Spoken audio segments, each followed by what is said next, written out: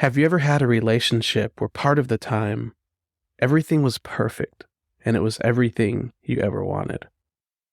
But then there are other times when that same person completely disregards you, pretends you don't have a connection, speaks as if you're not in the room, and actively tries to remove any trace of you from their life. This wouldn't be the ideal relationship. So why do we allow ourselves to be treated this way? Turns out there could be many reasons.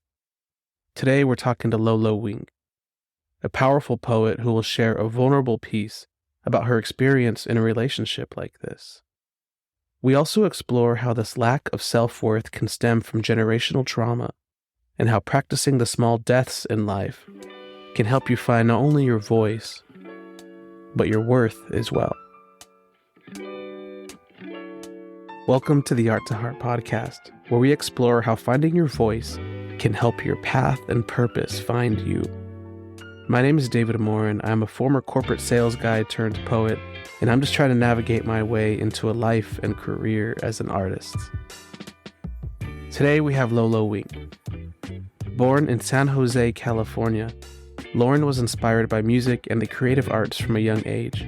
She found joy in performance, developing a background in theater, public speaking, and vocal performance. She was an avid reader from a young age. As a young person, Lauren found it difficult to forge her own identity and struggled to find her voice for many years. Although many things shaped and influenced Lauren, her life changed forever when she discovered hip-hop, drawn to writing from a love of words, wit, rhythm, and beats. Honey and Gravel is Lolo's first life product. And let's jump in. What's up, y'all? Thanks for coming to the Art to Heart podcast today. My name is David. I am your host. And today we have Miss Lolo Wink. She is a very talented poet. I took a course earlier last year, and she was like the TA. You were the second teacher. You guys really made a great community, and you were, in a lot of ways, it was like my first introduction to actual poetry. But I do want to thank you because, I was only there for a semester, but it was like church. The space, it was very sacred, and the poems people would bring, I'm sure there were tears every other weekend at least. But anyways, Lolo, she is from the Bay Area originally. She recently came to Long Beach, 5-6-ish years ago?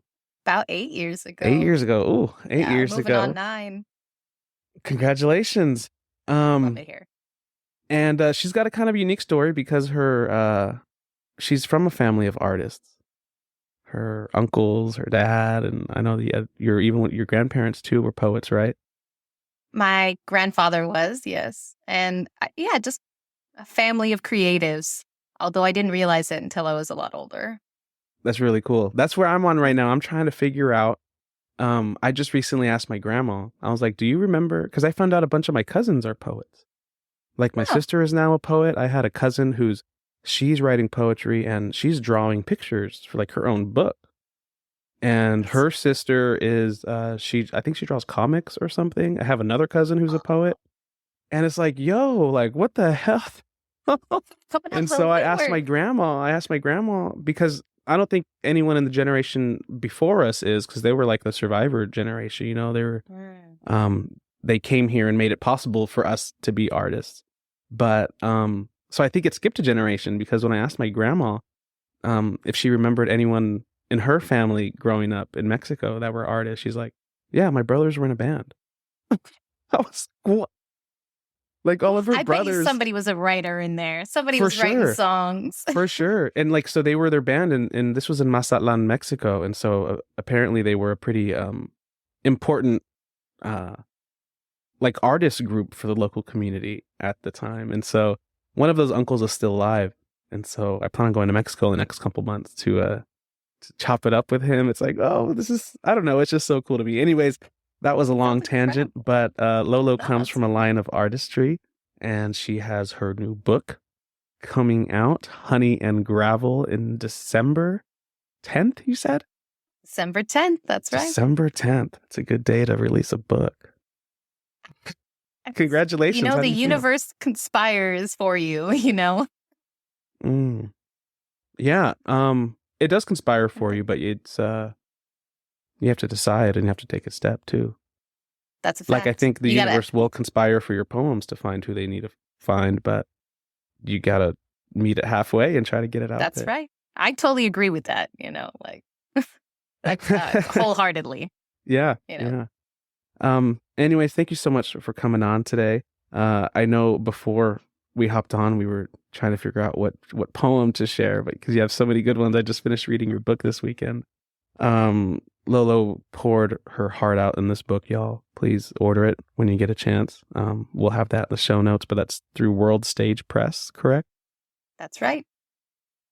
Um, yeah, she just laid her heart out there to there and there were so many poems in there that are short and kind of vague but oddly specific that like anyone can relate. I don't know. There's a fine balance there and you definitely hit it.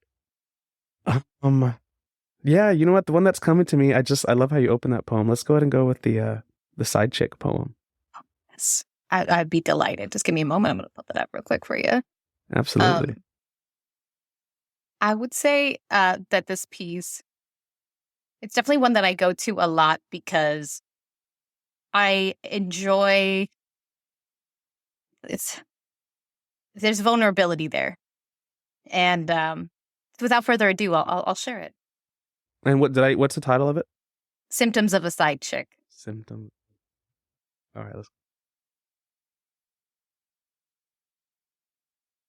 If you're suffering from being a side chick, you may regularly experience dull, sharp, stabbing, or throbbing pain in your heart, short-term memory loss, compulsive behaviors, confusion, delusions, irritability, malaise, depression, abnormal posturing, mania, and suicidal ideation.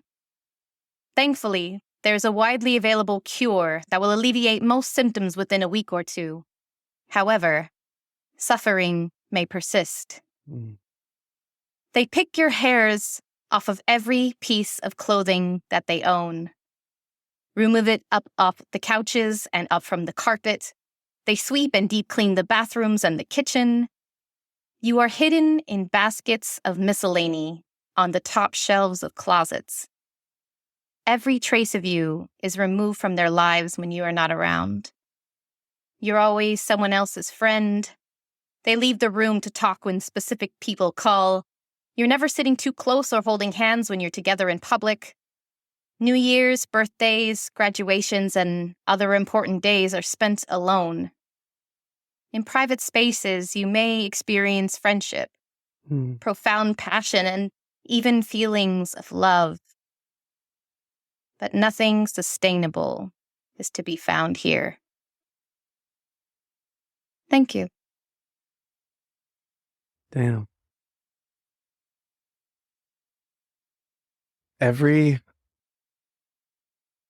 trace of you is removed. Thank you for sharing that. I couldn't help when I read that poem, I was like, damn it. Why do I relate to being side chick so much? I think we all do in some way, shape, or form in our lives. I also think it's a good one for people who have side chicks to hear. Damn. Did you share it? Have you shared it with that person? Okay, so two things. One, even though this is autobiographical, I don't always like to assume that every poem is autobiographical. Okay. It's not always about the poet. Sometimes poets need to become other people in order to share messages, or they need to interpret life through other people for messages to come out. But in this circumstance, the person who I wrote this about, I have not shared it with, but I hope they'll read it someday and know who they are. It's unmistakable. Those are such specific details. But I want to. What? You have no idea. Oh. I liked what you said though about poems needing to become other people for the sake of the poem. I don't know if I've gotten that far in my own writing, because I still think I'm still very focused on my own experiences and emotions and Mm. figuring it out.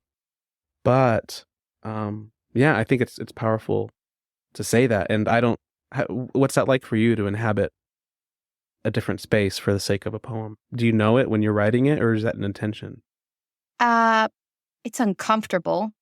Mm. Sometimes I feel unworthy of telling somebody else's story, or I feel like maybe it's not appropriate for me to tell somebody else's story because, in many ways, it's from my own perspective.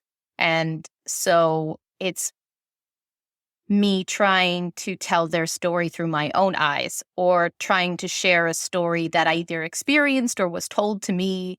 Um, I actually have a piece that didn't make it into the book because I didn't know. It was that, like, I didn't know whether it was appropriate, or it didn't seem, I don't think maybe there was the right collection for it. This is a Mm. very personal book. And even though the person who this other piece is about um, was part of that journey, it's still their story. So it's an interesting piece. Part of me wonders if I could pull it up, but um, Well, I I'll mean, the share it most with you you one can day. do is just share your own perspective of a story, right? I That's all agree. we can really expect from our voice. I wasn't trying to like do justice necessarily, which sounds like a funny thing to say. Like, I wasn't trying to do justice to their story, but their story and the stories they told me, I'm part of that story because I'm a continuation of the patterns of behavior that this Mm. person exhibited. And so, in many ways, it is my story, even though the story started way before I was ever in the picture. So, it's very Um, interesting. I'm So, I curious of. almost Oh, sorry. Go ahead. go, no, please. I was gonna say I'm curious of what other ways did that infiltrate in your life? That sense of worthlessness of um not being valued as a side chick. Did that seep into anywhere else in your life where you didn't feel like you were enough for yourself? It's interesting because it changed my perspective about many different relationships in my life. Mm. Maybe even relationships with my parents and their spouses. And like maybe my perspective on them, or which is funny because it's the opposite of like what I experienced and that many people experience, like um not to air out all of the like family's dirty laundry here. I don't even refer to it as that. And I'll speak very plainly about it. My father's married to a wonderful woman. Um, the way their relationship came to be did not feel good to many, many people. And some people probably would have referred to her as a side chick at some point, which is what she was. At the same time, um, the way my piece ends is nothing is sustainable to be found here. They're the exception to that. So it gave For me, now. No, I'm just kidding. they're going to be together forever. I'm sure of it. I'm But just kidding. it's interesting because I think other pieces in this book kind of harken back to this because, as you said, it's like it comes down to self-worth, and that truthfully was like I'm searching for the right word here. It was the catalyst for me making changes in my life. I had realizations, and I think many other people do too, is like things are not going to change, like this situation is very controlled, and what is occurring is exactly what this person wants to occur. And I'm playing along with this game.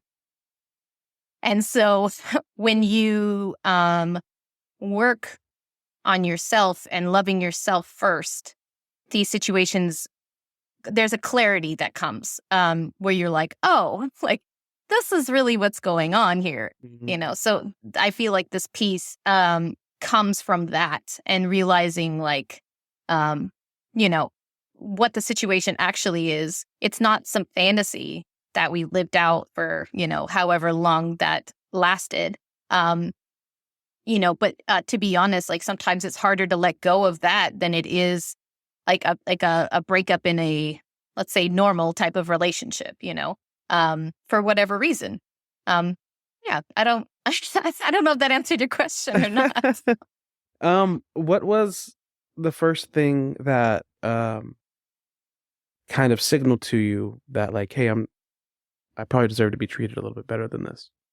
And Mm. what was the first? So what was it that got you to finally realize that? Because I don't think it's just one thing. I think it's a lot of cumulative things, But um, and what was your first action after realizing? Uh, so for a little context, like I had left a 10-year relationship that was abusive, and this relationship came along very shortly after that. So in many ways, it was like a rebound. But it took a life of its own. It took on a life of its own. But I started going to therapy, and that definitely, even though I just knew I needed help. And speaking with somebody about what I had experienced in my previous relationship and how it related to the trauma of my youth, um, you start a healing process, and you are given a set of tools that you can't help but start asking questions and applying those tools to your whole life. Um, One interesting thing that made me realize that I wasn't in a good situation was I was having like a physical reaction to certain, like, let's say, stimulus. Like when this person would be speaking to their main partner, like I would have a physical reaction to that. Like, and I would, it wasn't crying, but it was like something else, and that I was like, this isn't good. This isn't right. This doesn't feel good.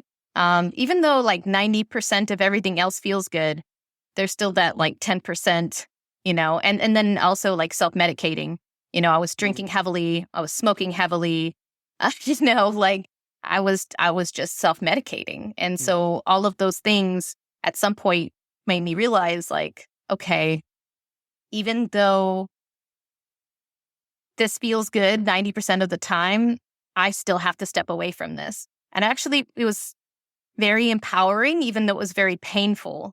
And it was confusing too. You're like, wow, here's this person who actually treats me really well 90% of the time, except for that little detail is that, he's married but separated. That was the situation, you know? I was about to ask like, Yeah. yeah, I was about to ask about, wait, but what about the person that you're a side chick because of?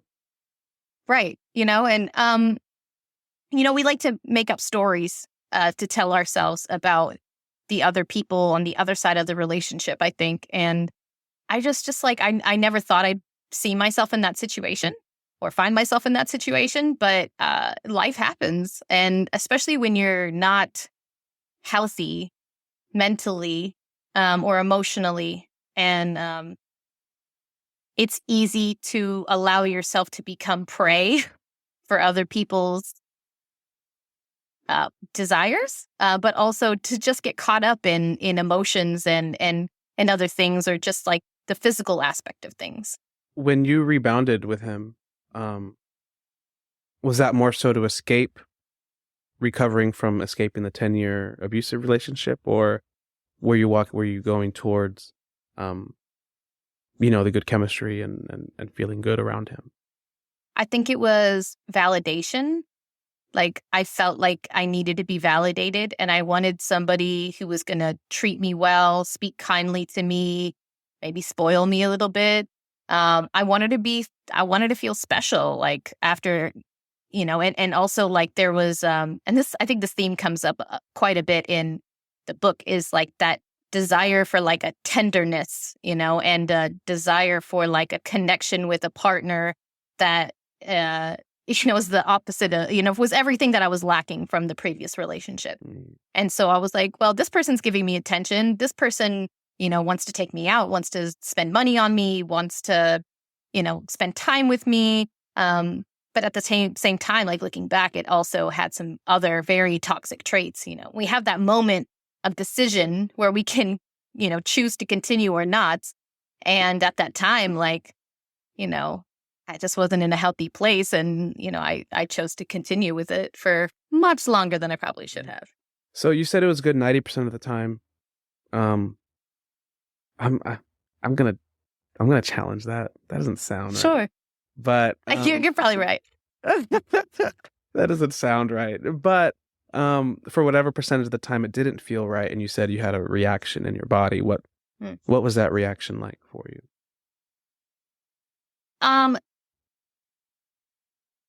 Like, what was the actual physical reaction? Yeah, like? What was the physical sensation in your body when you said that you would physically not feel fine? It was almost like a And in context, that was when you were saying when he would like be talking to his partner, or you're like, this doesn't feel right the way I'm being treated right now. So it was more like I would like. It was almost like a what's the right word? Like a tweet. Like I would just like have like this sensation come over me that would just like make me like physically like almost like cringing, but it wasn't like that. It was so interesting that you should ask about this, and that I just couldn't really, I mean, it was beyond jealousy. It was also like shame and confusion and maybe depressed feelings, like knowing that like this was it was a fantasy that we were living out. It wasn't anything that was going to be like, I just knew in my heart that this wasn't going anywhere.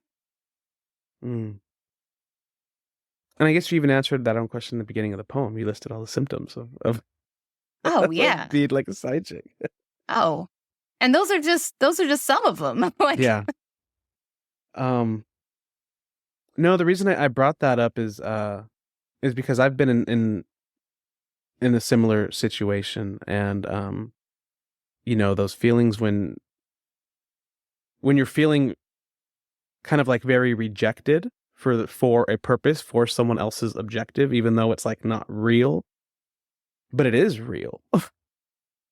Even if it's just playing face, like it is real. And so yeah, I guess I really want to know what that felt for you, but you said it in the poem, so that was a stupid question. Not at all. Not at all. I think it's important because everyone like experiences these things differently. I also think like two consenting adults like doing their thing is it may seem all well and good, but somebody's going to get hurt. And I just think it's a matter of time. And that's where I feel like the end of that poem is the truth, like nothing's sustainable there, I think it comes down to the health of the two people who are consenting to these behaviors, and then this relationship. I like to say that, it takes two healthy people to create a healthy relationship. Like you can only have a relationship as healthy as the two partners that are within that relationship. So if you have an unhealthy partner and a healthy partner, and I know these terms are relative, but humor me here for a moment. Emotional if you have well-being, health, and mental. That's what I'm referring to. Yeah. So if you have a person who's like less healthy than the other, then the relationship itself is not going to be healthy. But if you have two people who are actively working on themselves and their mental health, then you have more of a successful chance of helping a healthy and sustainable relationship. What were some of the positive carryover effects from, which I know you also go into the poem with into the book with finding your voice and what that does for you, but maybe I just answered it, but I was going to ask, like, what was some positive residual effects from finding your worth in that moment and knowing you deserve better? I think creating boundaries is part of that. Knowing when lines have been crossed. Being able to define those boundaries yourself. Being able to recognize patterns of behaviors playing out and being able to choose what's right for yourself, and ultimately choosing yourself first, and most, I think a lot of times, especially people who have like been in relationships where codependency was like a big part of the relationships. Like when you start breaking out of those patterns, the whole world opens up to you, and you're able to protect yourself and to not make the same decisions again. So getting out of, go ahead. What ways did your world open up for you? I just found a different kind of confidence in my own choices, and I would say just like a self-confidence is a big part of that, and to trust yourself.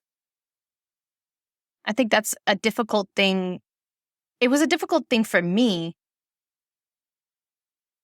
because there was a lot of gaslighting in my previous relationships where I didn't know what the truth was anymore. Or even if I knew what the truth was within myself, when you're continually told like that isn't, no, you're wrong, no, you're lying, or no, that's not the truth, you begin to doubt yourself. And so removing that self-doubt or learning to trust yourself again and your own choices, I think were some of the biggest takeaways from that. What's one of the hardest boundaries you've had to place? And when I say hard, I think I'm asking like the process, like which boundary that you set that you were like really afraid of doing, but you knew you had to do. Just knowing when people like should no longer be a part of your life, or to have like the privilege of being in your life because of the way they either treated you or the way that they behave in their own lives. It's not complementary to the kind of life you're trying to live. I like how you worded that, had the privilege of being in your life still. I mean, that sentiment can only come from someone who's recognized the own value in their own company. We have to put ourselves first, and it's easy to forget. Every day I have to remind myself, because and we're told, or society tells us that it's selfish, but it's not. It's the biggest act of love that we can give ourselves, is to love ourselves first, because how on earth are we supposed to love somebody else if we cannot love ourselves first? Facts. It's the timeless dilemma.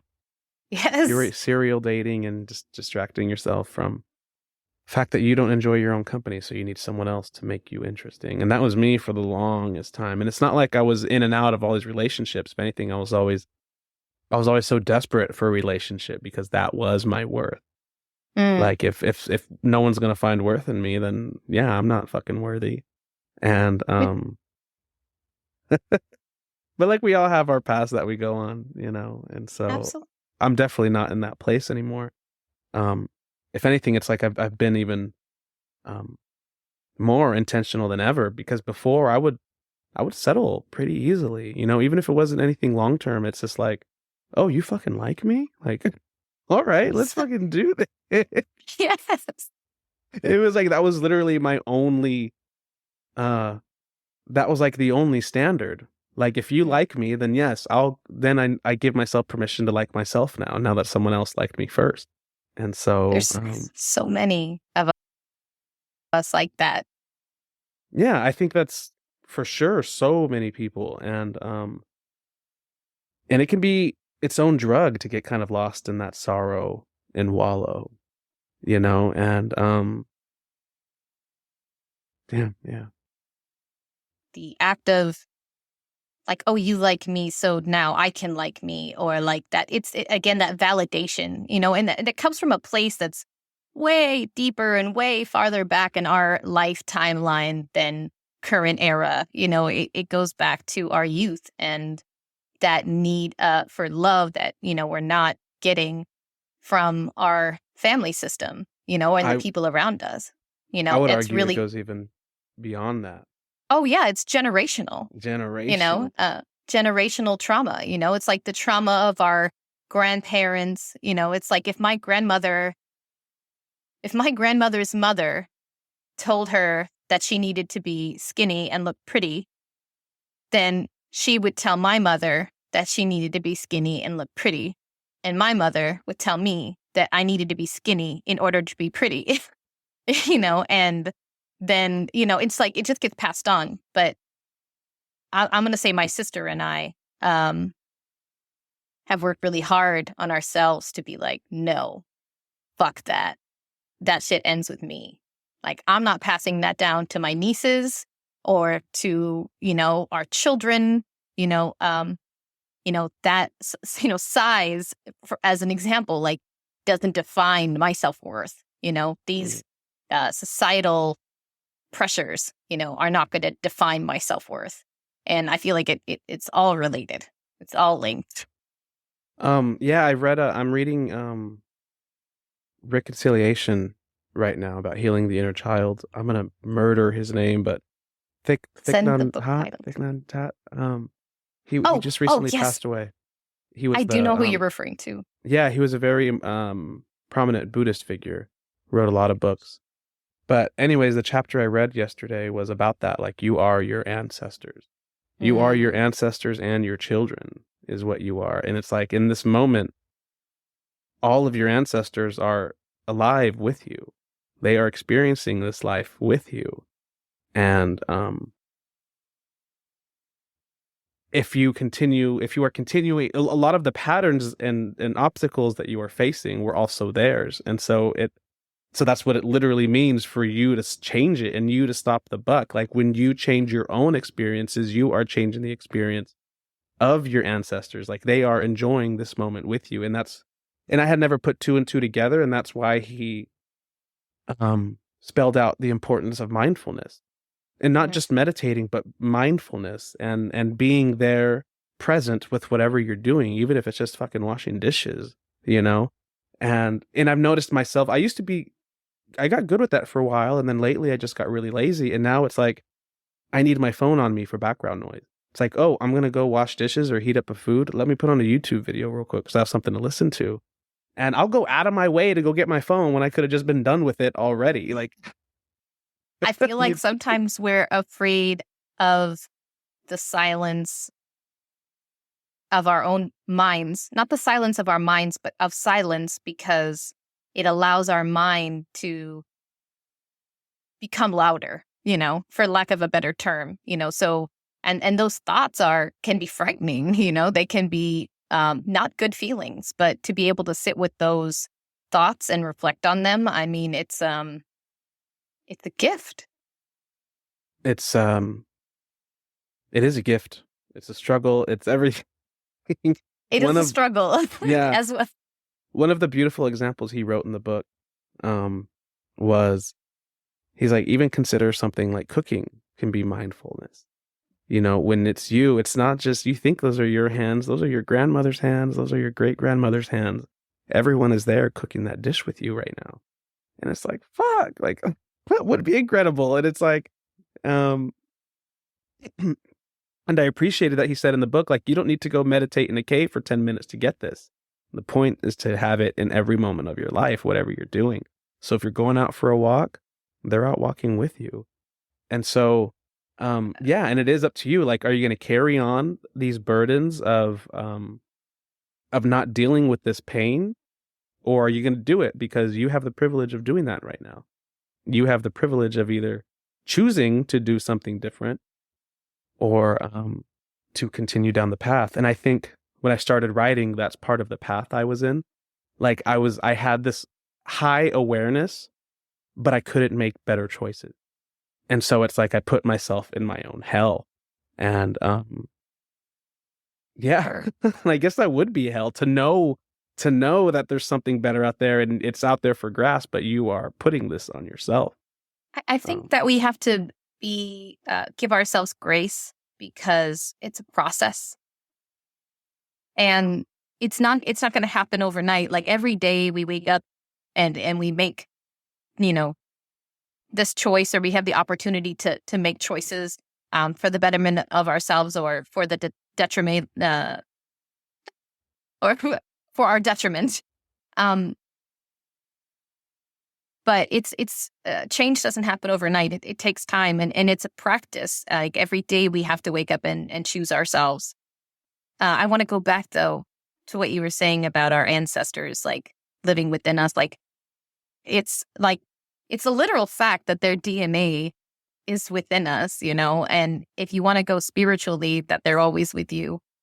I'm a big believer in that. I feel like it's beyond just mannerisms and DNA. Like I don't know. It's a comforting thing for me. Yeah, the fact that we get generational trauma, but that's not the whole package. We also get a lot of gifts and love from them too. And so I wonder if you've noticed any of that kind of like generational desire manifesting in your life. You're like, wait, why do I want to do this? Like, have you put two and two together of like, oh, maybe that's like my grandpa or an uncle or something? I would say yes. Absolutely. And stuff that we don't even think about, like the example that comes to mind. I mean, there are many, but I have a rock collection that's sitting right next to me. Like, let me see. Let me pull this guy out. Like this little guy here. Yeah, it's just a lovely, call it a dinosaur egg or something like that. Mm-hmm. But I also have pieces. Let me see if I can grab them really quick. It's so convenient that they're right next here to you. Yeah. Like, let me just get my rocks real quick. So like these guys in this little box, they're actually ones that my great grandfather collected in like Washington, Oregon area. And so like it's part of like history that's been like passed down to me. And, it seems like a little silly. Like some people get cars for their college graduation. Well, I got rocks. Do you Got rocks. Do you feel like an energetic presence around them? I do. I actually like to keep some of the items together because I feel like there's almost an even stronger connection. Like I have some books, and I think this is another part of it. Like there's a book, a copy of Hamlet that I have that has my grandfather's writing in it, and actually blocking because he was in the play. And so to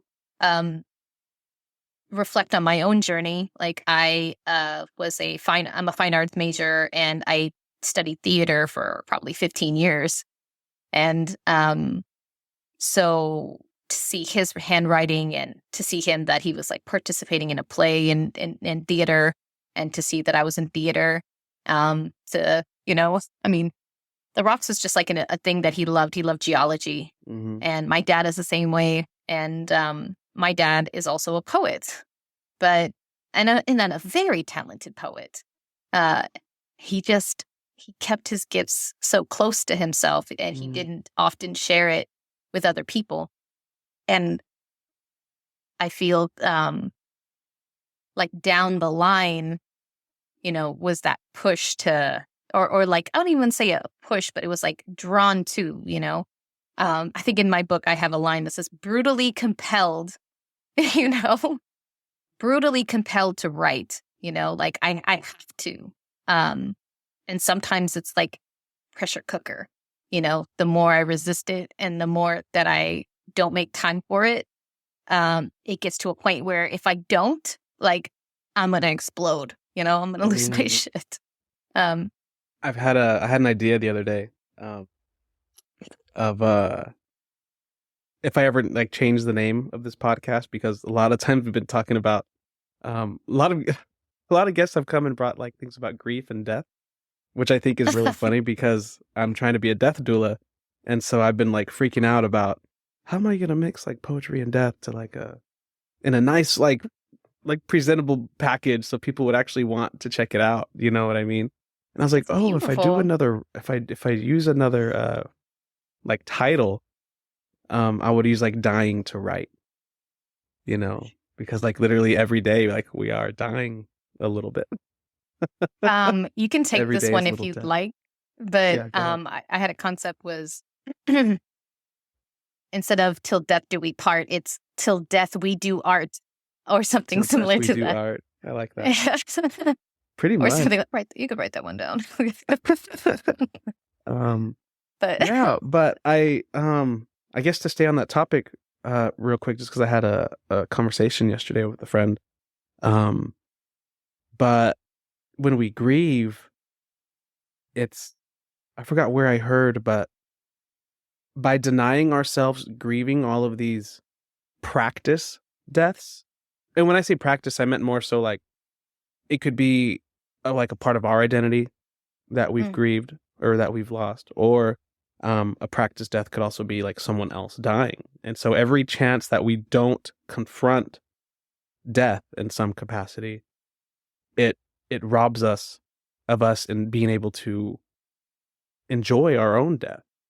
And I know mm. enjoy sounds pretty bad, but enjoy as far as like if all goes well, ideally, you know, you're gonna live a long life and you're gonna have some time on your bed before you go, and to be at peace in that Mm. moment. You know, I heard a conversation where someone was um they were talking about how someone was dying and there was a person there. It's like, no, well, don't tell them. Like, why is like who is it? Why is it your right to tell this person they're dying?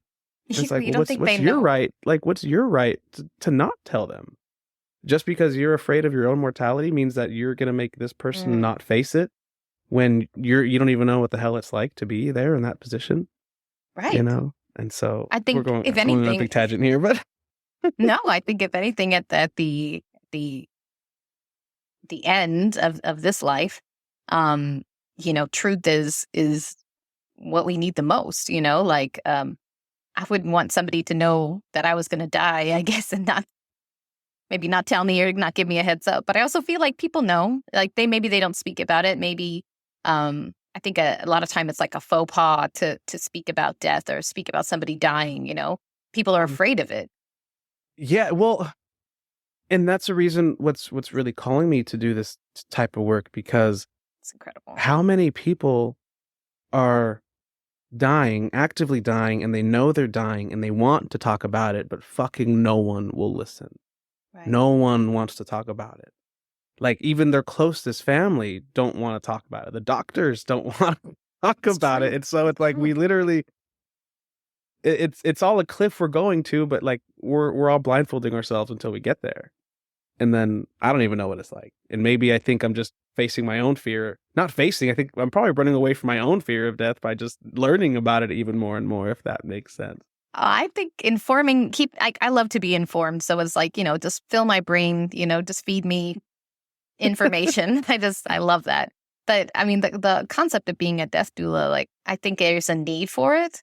I feel like the closest thing we have right now are hospice workers, you know, people who are, end of life care, workers. But even then, they're most of the time it's just physical comfort. Absolutely. You know, Yeah. I really want to dive into the emotional, mental, and spiritual aspects. So well needed. Please, if you ever find out, just let me know, like, towards my end of life, like, I'd love for you to be there. Well, but that's the thing. That's the thing. We don't have to wait until the end of our life to face these things. You know, like why? I think what I would love, what I would ideally love, and that's what I'm saying right now where I am today. But how cool would it be for a societal shift for people to be excited to go to funerals?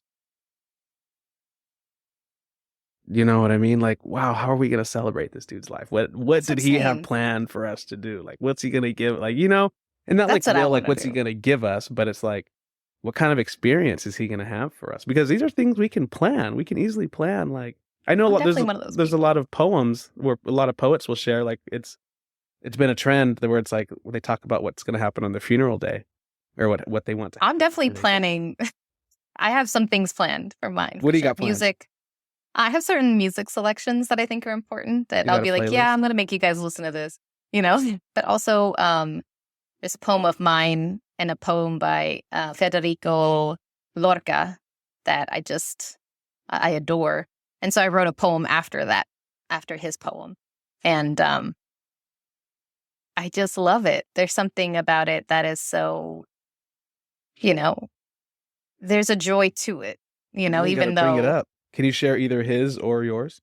let's see. So this is Memento by Federico Garcia Lorca. When I die, bury me with my guitar beneath the sand. When I die, among orange trees and mint plants. When I die, bury me, if you would, inside a weather vane. When I die. A weather vane. What do you think he A means by weather that? vane.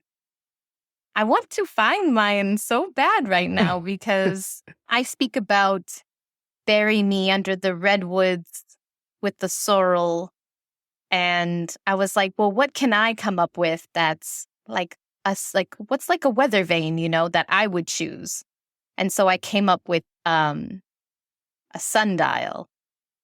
Sundial. What is Right. So like the weather vane, I was like, well, what's the purpose, like the utility of like a weather vane? And I mean, it points the direction of the wind. So I was like, well, the sundial, it lets you know where you are in proximity to the sun. That's what butterflies have. At least monarchs. I can't speak for all butterflies. I've only studied monarchs. But monarchs, they have an antenna in their head. One of their antennas detects where the sun is. They are like flying sundials.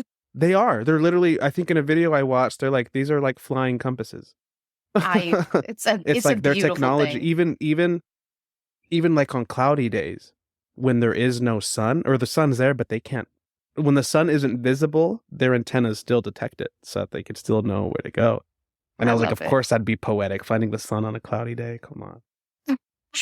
I think it's such a beautiful, like I said, not only is it metaphorical, but it's almost like not of this world. Like what an incredible, gift to be given, Even though you were talking about wind, their second antenna detects wind because they don't fly. They fly, but when monarchs are actively flapping their wings, they are using 20 times the amount of energy. And since they have very limited energy and they complete bird level migrations, they've learned to harness the wind. Their antennas can tell them, they can tell when there's enough wind to get them to the next leg of their journey. They'll wait weeks if they have to, but they know when there's enough wind.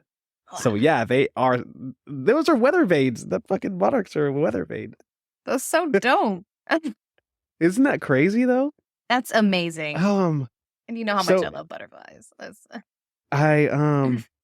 Maybe I'll share it, but it's very, very rough. It was only a rough draft and I haven't edited it. But it was the first time that I felt like the muse kind of came back, because I feel like I haven't had the muse a lot this year, but I've still been very diligent in writing most days anyway. But when I was writing it, it felt like they were guiding my hand in writing it. And so the poem I wrote, it's in 3 different perspectives. The first perspective is through that of a monarch. The second perspective is like through me. And the third perspective is like from the trees, from nature. And so it's I use all the same end lines. So whatever end lines I used in the first stanza, I used all the same end words for all of I used the same that same structure for each of the second and third stanzas, so that I had to use the same concept, but like kind of flip it in a weird perspective. Ooh, I just love that. You gotta share it sometime. That's all. I will. It's not ready to share yet, but man, fuck it. Let me just share. I feel like I can't be talking about that. And try to find my other poem as well. It's definitely a little unfleshed out. It's definitely not fleshed out yet. But that concept is there, and maybe I'll edit it by the time I share this episode, but let me find it.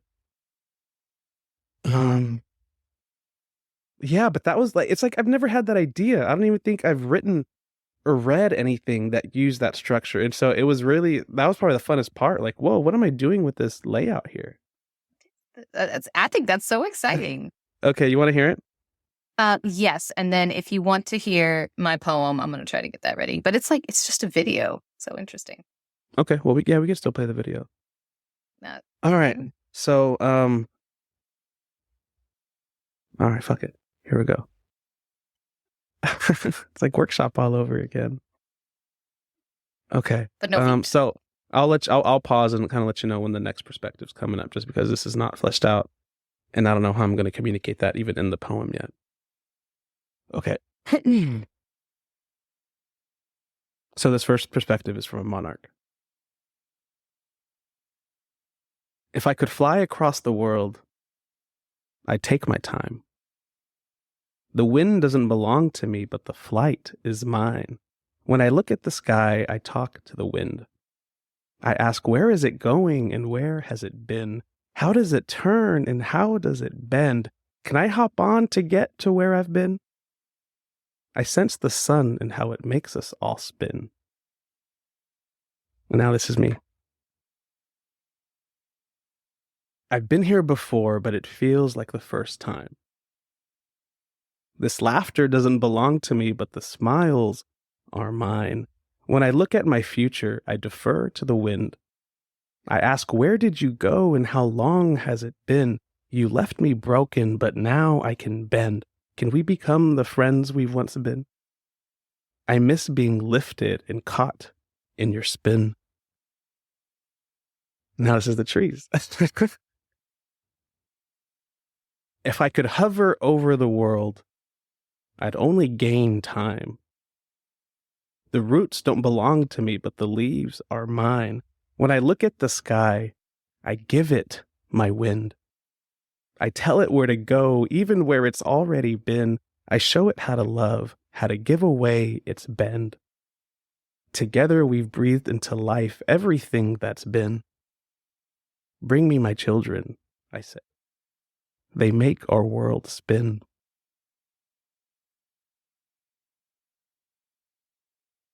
I'm dying.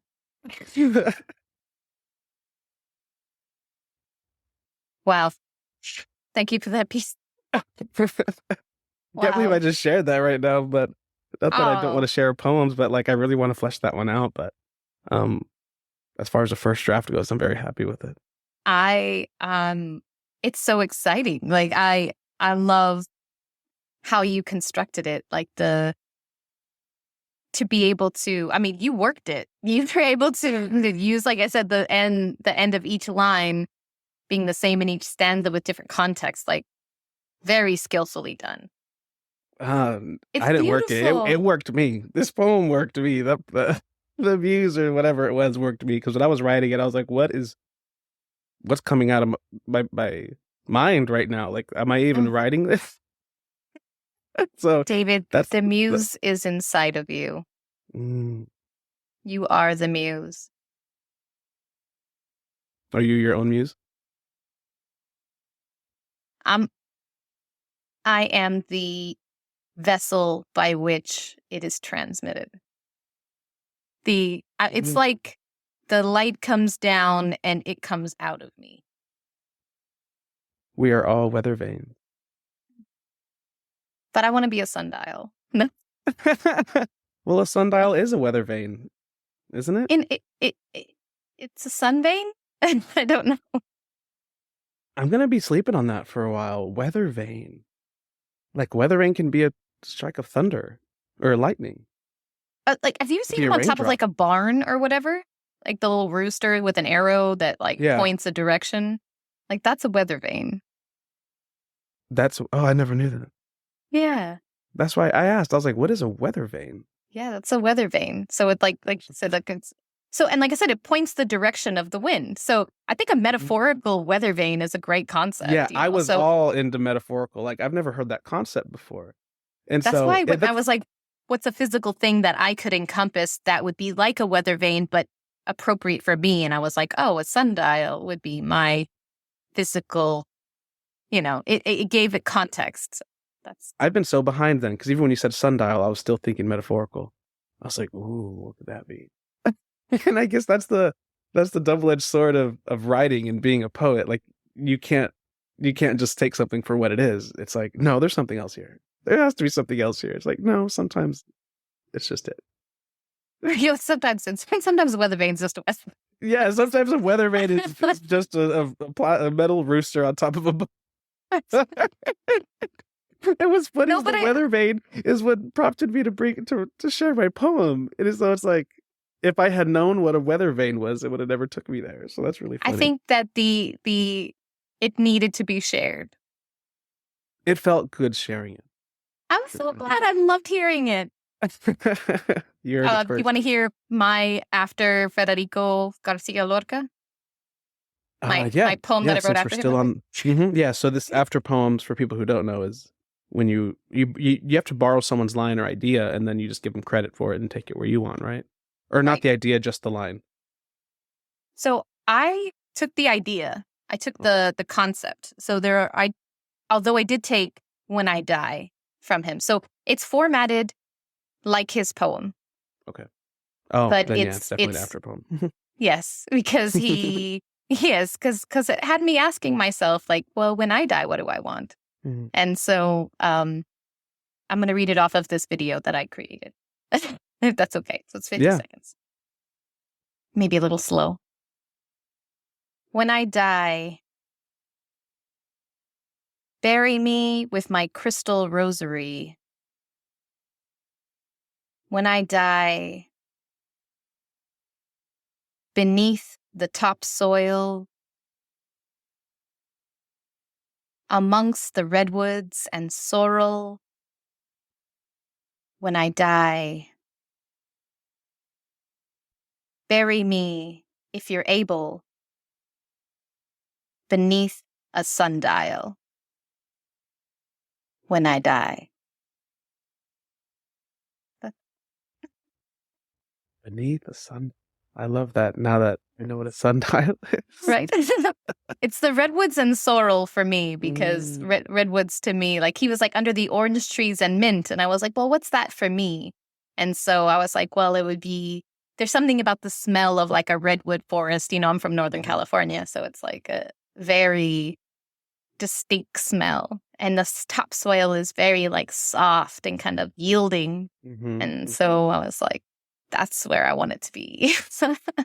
That's beautiful. But there's something also very beautiful about your resting place always telling others which way the wind is going.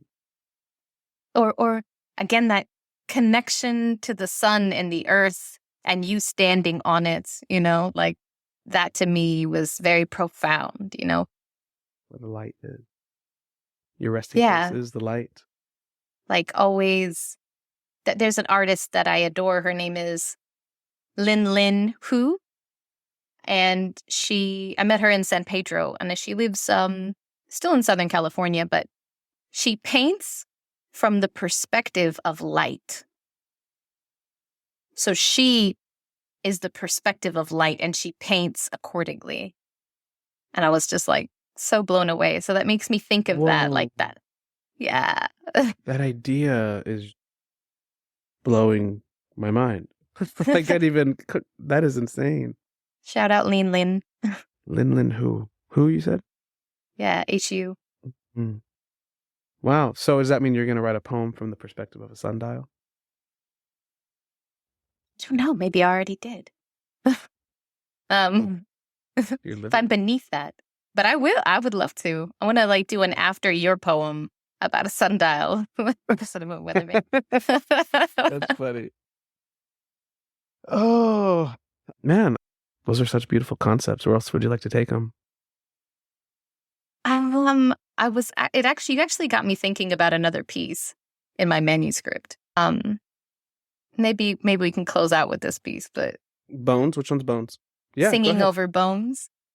It was inspired by a book by Clarissa Pinkola Estes called The Women That Run with Wolves. It's a good book to read if you're on the road to healing. But it kind of, I feel like it talks a lot. It's about life and death. And I feel like there's a lot of that in this book. Like that, the life, death, life circle, you know? Life, death, life, circle. What is that?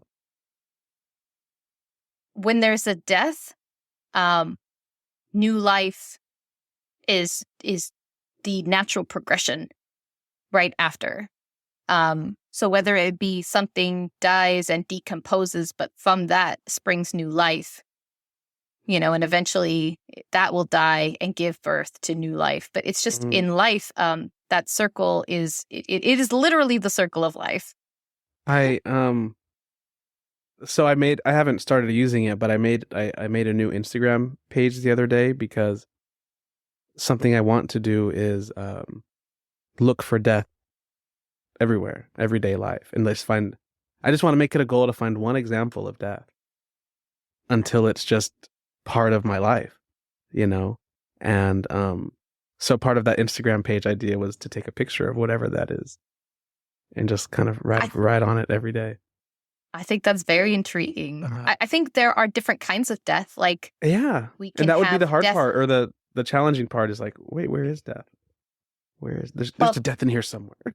There are physical deaths, of course, I think, which are the most obvious, but like, there are deaths in relationships, like not a physical death, but like a death of a phase in your relationship. Even in friendships, like, and that's why sometimes it can be very emotional, or sometimes it could be very subtle. Like, there could be something that was and is no longer, and yet you both continue.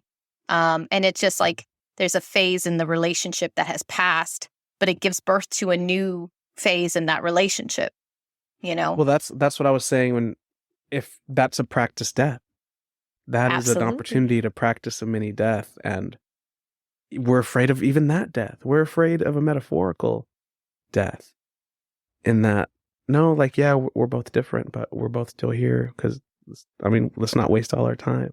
Or let's not let it be for naught or whatever. You know what I mean? Like the sunk cost fallacy. Like, I think it's healthy. It's deaths have to occur. That's why, like, sometimes, like, I was talking about bringing fresh energy into my apartment, you know, like, there was a death of something that had been, and so now I'm bringing new life into the space because, you know, maybe it's a death of a previous version of myself. Maybe it's a death of a memory or a part of my life. You know, it's just sometimes you just need to. It's just the natural evolution of life. I believe it's important for growth in many ways. Yeah, Steve Jobs, he has a quote that he said in his Stanford commencement speech that I've listened to so many times. But he says something along the lines of, death is the world's greatest invention. Like it's a way to force out the old, and you have to make way for the new. And, fact.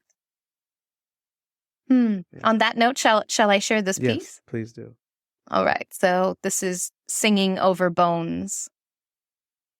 And coincidentally, this is one of the very first poems I wrote at like the beginning of my journey, I would say. And even as my journey as a poet, it just evolved as a piece.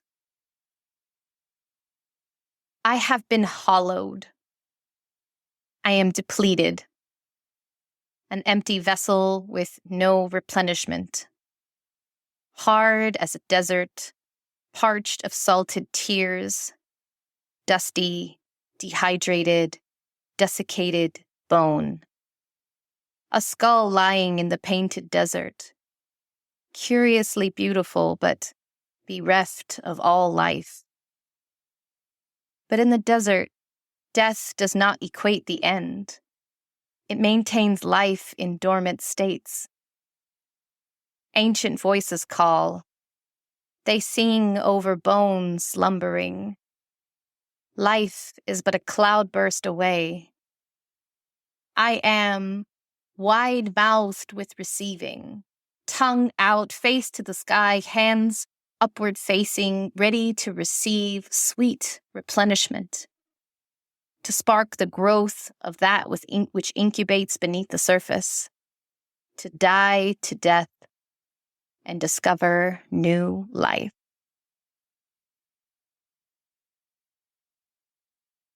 Discover new life. Die to death is what I like. You must die to death. Die to death. Die to death. What do you mean? It's like letting go. That fear, that Accepting. resistance.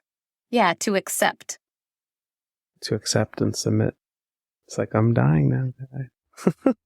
And that's, again, in many various aspects of our life, we have to allow ourselves to die in order to live. I heard a quote the other day that you don't... The day you die is only the day you stop dying.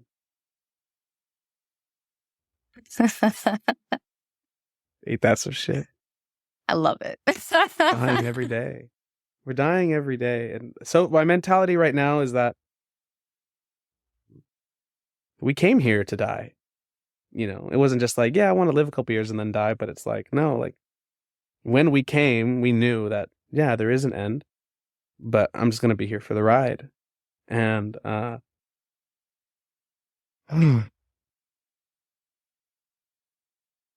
yeah, we have to die every day. I think it's once you start living, you start dying, you know, which is also a fact. But it's not the journey of death; it's what you do with it, you know. Yeah. And that's why I hope that this book, this what I like, the life product, that it touches some people, and it will. That it helps other people, whether it be in poetry or other form, helps to give themselves the allowance to be creative and to do whatever they need to do to find fulfillment in this world. Journey. Yeah. Okay, I have one final question for you before we close up. All right. All right. So let's say, hypothetically, tomorrow, when you wake up tomorrow, you will have forgotten everything you know about writing, everything you know about being a poet. But before tonight, you can get yourself a regular square Post-it note and give yourself advice from who you are today to help yourself get back to where you are now. Or if you want to go somewhere different. But what advice? This is mini death, I guess. This is the death of Lolo Wink as we know her. She's going to be a new Lolo tomorrow. Maybe she's Lauren tomorrow. Anyways, what advice would you give to yourself for tomorrow to get back on your path to being a writer? I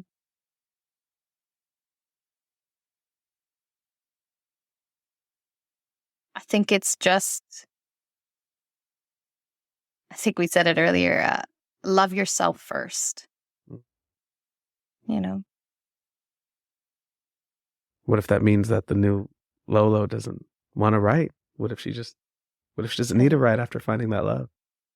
Then that's okay.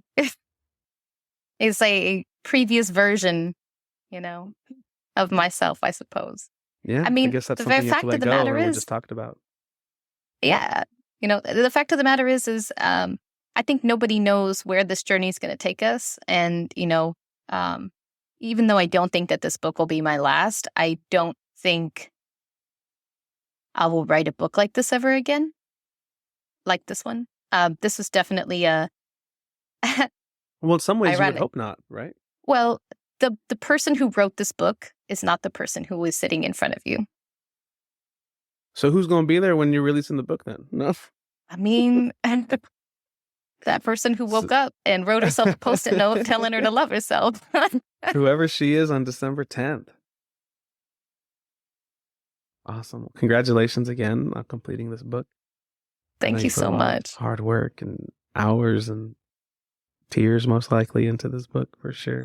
I appreciate your support in this journey too, because you were there for some of these pieces as I was just working through them, trying to, find my voice. So Yeah. you were part of that. Thank you. Or yeah, it was. It was very yeah, that place was church. For sure. Those classes were church. Where can people find you? On Instagram at Lolo Wink, at Lolo_Wink. That is probably the best place. You can also email me at a poet called Lo, L-O, at gmail.com. And I will have a website up eventually before December 10th. I like how in your book you ended it with your email address and your tag. It's like, hit me up if you want. I want a chat. Like if you I want to engage with people. That is so cool. And that was pretty brave. Now you have to commit to that handle. Oh, that is okay. To it, but yeah. I feel like it's going to be around, and I love people. I want to hear from them, and I want to hear like if this impacted them or didn't, or if they hated it, or if they loved it, or if they have questions. I want to hear their poems. If anyone listening here loved any of them, feel free to reach out. Hit her up. If you did, thank you so much for coming, Lolo. Thank you. Awesome. I appreciate you having me. This is pretty incredible. I'm very excited for you, and congratulations. I hope that down the line you'll have me on again. I will. I want to have everyone on here again because this sounds bad, but I think it only sounds bad because I've been so conditioned to like judge the ego. But what I'm trying to say is that I want to have you guys on because I'm going to get a lot better at this, and like I'm really thankful that you guys agreed to come on when I don't know what the fuck I'm doing. Well, I think you did great, and like obviously this is something that is important to you, and I believe in you. That's all there is to it, like. Thank you. You got this. You did great. I believe in you too, and yeah, cheers to see where this next path leads us. Here's to that. All right, Lolo, thank you so much. Thank you for tuning in to another episode of Art to Heart. I hope you enjoyed Lolo and her poetry. If you're in Southern California, check out Lauren's Instagram at Lolo_Wink, LOLO_Wink, WINK, for details on her book launch in Long Beach on December 10th. That is Saturday, December 10th, 2022, y'all. And I just wanted to say, if you're listening to this and you have been or still are in a relationship where you're not being valued, please know that nothing is wrong with you. You deserve kindness. You deserve to be heard. You deserve to be seen. You deserve to be claimed and acknowledged and held in public. And you deserve to be loved exactly the way you desire. Sometimes the decisions we make are influenced and shaped by lifetimes before us. And sometimes we're nothing more than a product of accumulated learned fear, waiting to be found and healed by our own heart. Listen to the part of you that knows you deserve better, because the you that you think you are is taking up space for the you that you know you are. I hope you can practice this small death, shed your old skin, and fall in love with meeting yourself. Thank you so much for listening, and we'll see you next week.